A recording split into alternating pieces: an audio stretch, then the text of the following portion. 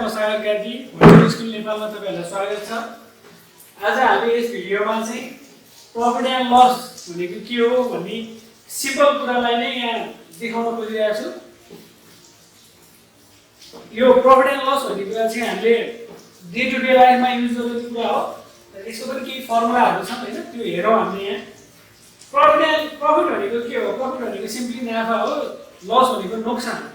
तर कुन बेला नाफा हुन्छ हैन, when does profit occurs and when does loss occurs भन्ने कुरा चाहिँ यहाँ हेर्दै जाउँ। 1 नम्बरमा जाउँ। प्रॉफिट की कुरा लेख्नु पर्दा profit is a condition where selling price is greater than cost price. यदि selling price भन्दा चाहिँ यदि cost price भन्दा चाहिँ selling price धेरै भयो अथवा ग्रेटर भयो भने चाहिँ त्यो बेलामा चाहिँ के हुन्छ? नाफा हुन्छ, प्रॉफिट occurs। यहाँ लेखौँ, प्रॉफिट occurs when त्यही कुरा रिपिट हो यो, selling price is greater than cost price। अब फर्मुला पनि त्यहीबाट आउँछ यहाँ। सो प्रॉफिट इक्वल्स टु के हुन्छ?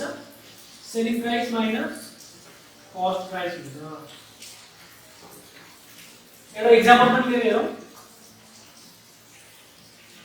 यदि तपाईहरुले एउटा सामान अथवा एउटा मार्क एउटा मार्केटको एक्जाम्पल लियौ, cost of a market is कति छ? 160। यही मार्केटलाई एउटा मार्केटको 160 रुपैयाँ छ भने तपाईले यो मार्केटलाई सेलिङ प्राइस कतिमा बेच्नु भयो त?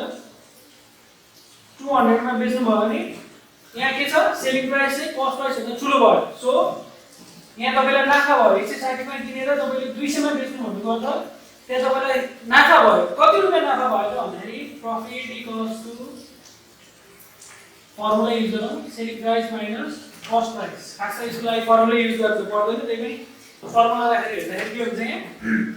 200 माइनस 160 इक्वल्स टु कति आयो? 40 रुपैयाँ चाहिँ तपाईलाई के भयो त यहाँ? नाफा भयो। भने चाहिँ तपाईले एउटा पेन 160 मा किन्नु भयो, 200 मा बेच्नु भयो भने तपाईले कति रुपैयाँ चाहिँ यहाँ नाफा भयो त? यहाँ 40 रुपैयाँ नाफा भयो। अब यहाँ जाउँ फेरि अर्को कुरा सिमिलरली लसको कुरामा जाउँ। के हो त लस? त्यही स्टेटमेन्टलाई हामीले दोहोऱ्याउँ। Loss is a condition where cost price is greater than के हुन्छ?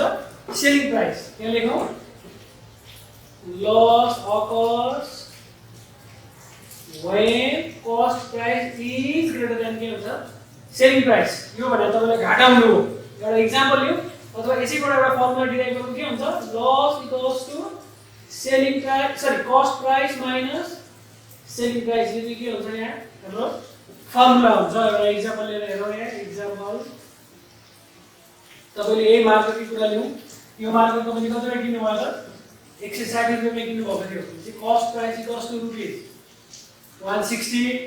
अघि चाहिँ यसलाई तपाईले 200 मा बेच्नु भएको थियो भने अब यसलाई मानिलियौ सेलिङ प्राइस कति छ? यसलाई तपाईले 120 मा बेच्नु भयो भने यहाँ के भयो? हियर कस्ट प्राइस चाहिँ के भयो त? ग्रेटर देन सेलिङ प्राइस हो। त्यही भएर तपाईलाई घाटा भयो, लस भयो। लस कसरी निकाल्ने? लस इक्वल्स टु के हुन्छ? हाम्रो फर्मुला कस्ट प्राइस माइनस के हुन्छ? Selling price, that is cost price भनेको हाम्रो कति छ? 160 माइनस 120 दैट इज 40 रुपैयाँ चाहिँ तपाईलाई के भयो त? घाटा भयो। यही कुरा 160 मा किनेर तपाईले 200 मा बेच्नु भयो भने त्यहाँ 40 रुपैयाँ के भयो त? नाफा भयो नि। त्यही कुरालाई चाहिँ 160 मा किन्नु भएको थियो, 120 मा बेच्नु भने तपाईले त्यही 40 रुपैयाँ के भयो त? यहाँ घाटा भयो। यो रह्यो प्रॉफिट एन्ड लसको कुरा। अब जाउँ प्रॉफिट पर्सेन्टेज भनेको के हो, लस पर्सेन्टेज भनेको के हो? त्यसको पनि यहाँ फर्मुला डिराइभ गरौँ। कसरी आउँछ यहाँ हेरौँ।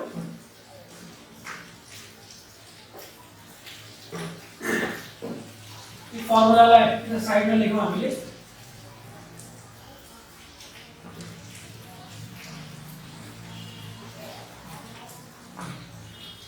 यता प्रॉफिटको फर्मुला लेखौँ। Profit equals to selling price minus cost price. यो दुईटा भयो प्रॉफिट र लसको फर्मुला। अब प्रॉफिट पर्सेन्टेज भनेको के हो? Profit percentage and loss percentage हो पर्सेन्ट नगरी है पर्सेन्ट के हो त यो profit percentage and loss percentage अघिको हाम्रो इक्जाम्पलमा प्रफिट कति आएको थियो 40 नै आएको थियो लस पनि कति नै आएको थियो 40 नै आएको थियो यसको मिनिङ के हो त 40 दुईटैमा 40 आयो तर मिनिङ के हो त यहाँ 40 प्रफिट भनेको चाहिँ 40 रुपैयाँ प्रफिट हुनु हो नाफा हुनु हो नि लस भनेको चाहिँ 40 रुपैयाँ के हुनु हो घाटा हुनु हो यो चाहिँ तपाईलाई बेनिफिट हुने हो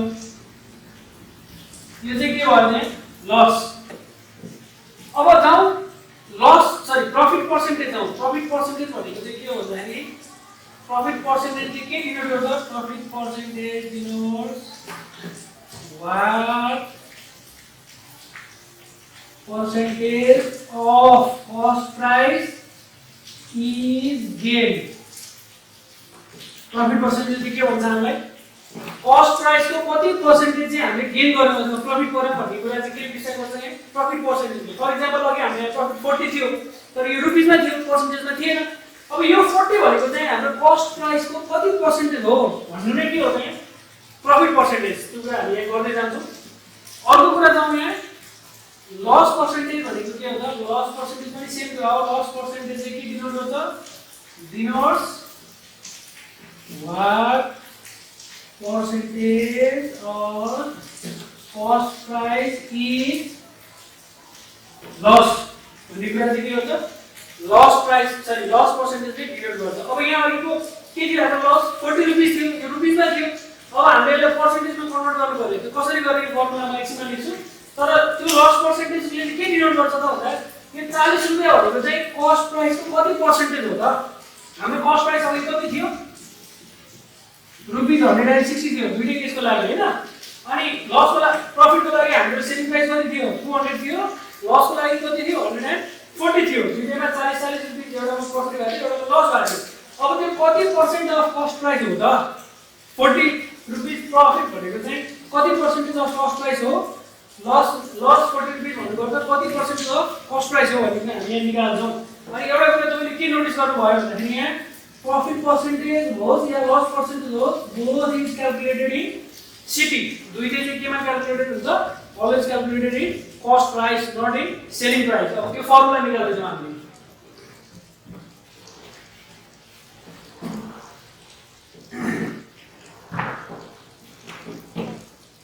profit percentage कस्तो के छ हाम्रो formula profit upon cost price into 100%. किन यो profit into cost upon formula पनि यहाँ गर्छौं profit भनेको यहाँ के छ हाम्रो formula cost price sorry selling price minus cost price upon cost price into 100% जो भनेको चाहिँ profit percentage को फर्मुला similarly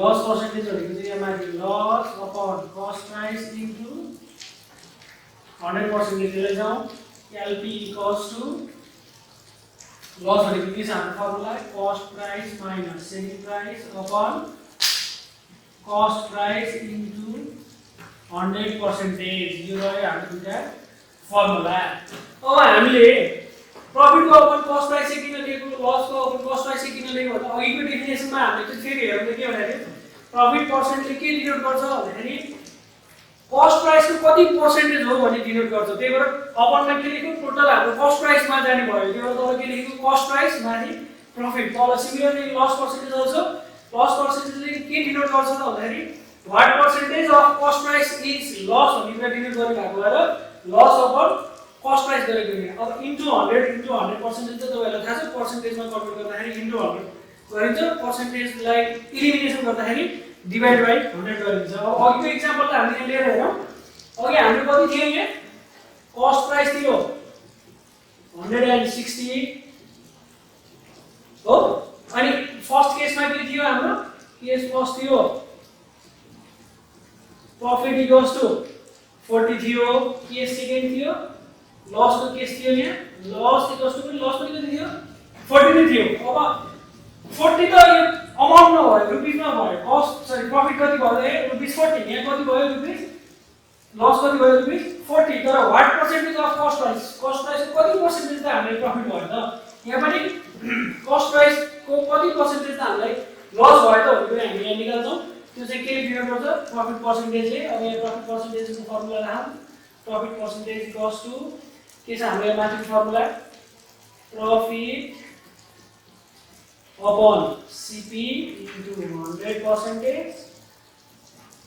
that is के हुन्छ प्रफिट भनेको हाम्रो 40 upon 160 into 100% ठीक छ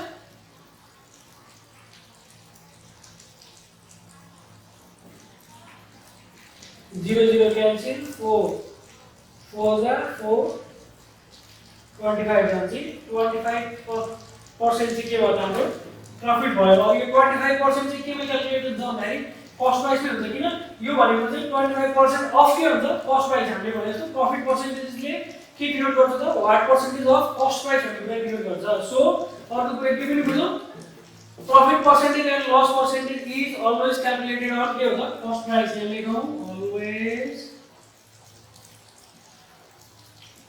calculated on cost price यो पनि केमा क्याल्कुलेट हुन्छ कस्ट प्राइसमै हुन्छ जतिसुकै गाह्रो फर्मुला भयो नि कस्ट प्राइसमै क्याल्कुलेसन हुन्छ फेरि कस्ट प्राइस दिएको छ नि सेलिङ प्राइस दिएको छ भन्नेमा चाहिँ प्रफिट पर्सेन्टेज चाहिँ सेलिङ प्राइसमै क्याल्कुलेट गर्न पाइँदैन सिमिलरली अब यहाँ हेरौँ लस पर्सेन्टेजको फर्मुला के छ हामीसँग loss upon cost price into 100% that is loss equals to 40 upon 160 into 100%. Similarly, same case again. 4 for these are 25% के भयो यहाँ पनि लस भयो हैन हाम्रो अमाउन्ट प्रफिट पनि 40 नै थियो लस पनि 40 नै थियो त्यो भएर पर्सेन्टेज पनि सेम आयो 25% आयो यहाँ पनि 25% नै आयो यो रह्यो हाम्रो प्रफिट एन्ड लस च्याप्टरको प्रफिट एन्ड लस कसरी पत्ता लगाउने भन्ने फर्मुला प्लस प्रफिट पर्सेन्टेज भनेको के हो So profit percentage, how to find profit percentage भन्ने कुरा यसमा छ similarly loss and loss percentage भन्ने कुरा के हो र त्यसको लस एन्ड लस पर्सेन्टेज निकाल्ने फर्मुला चाहिँ यो च्याप्टरमा बुझाइएको छ तपाईहरुलाई केही बुझ्नु भएन भने तल कमेन्ट बक्समा कमेन्ट गर्नु होला धन्यवाद